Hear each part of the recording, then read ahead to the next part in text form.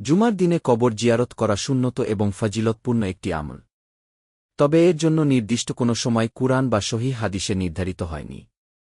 তবুও ফকিহ ও ইসলামী পণ্ডিতদের মতে জুমার দিন কবর জিয়ারতের জন্য যে কোনো সময়ই উপযুক্ত, তবে কিছু সময়কে বেশি ফজিলতপূর্ণ বলা হয়।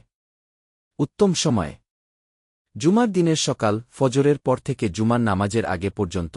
এই সময়ে কবর জিয়ারত করলে অনেক আলেম তা বেশি ফজিলতপূর্ণ বলে মনে করেন, কারণ জুমার দিনের প্রথম অংশ অধিক বরকতময়।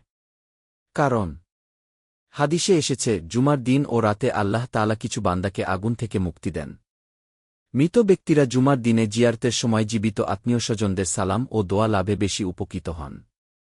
করণীয়: কবরস্থানে গিয়ে দোয়া ও ইস্তিগফার করা, কুরআন তিলাওয়াত করা এবং মৃতদের জন্য মাগফিরাত কামনা করা। কবর জিয়ারতের দোয়া: আসসালামু আলাইকুম আহলাদ দিয়ারি মিনাল মুমিনিনা ওয়াল মুসলিমিন। ইন্না ইনশাআল্লাহু বিশুম লাহিকুন। নাসালুল্লাহ লানা ওয়ালাকুমুল আফিয়াহ। মুসলিম শরীফ। অর্থ: হে মুমিন ও মুসলিমদের আবাসস্থলের বাসিন্দাগণ, তোমাদের উপর শান্তি বর্ষিত হোক। নিশ্চয়ই আমরাও আল্লাহ ইচ্ছা করলে তোমাদের সঙ্গে মিলিত হব। আমরা আল্লাহর কাছে আমাদের ও তোমাদের জন্য নিরাপত্তা প্রার্থনা করছি।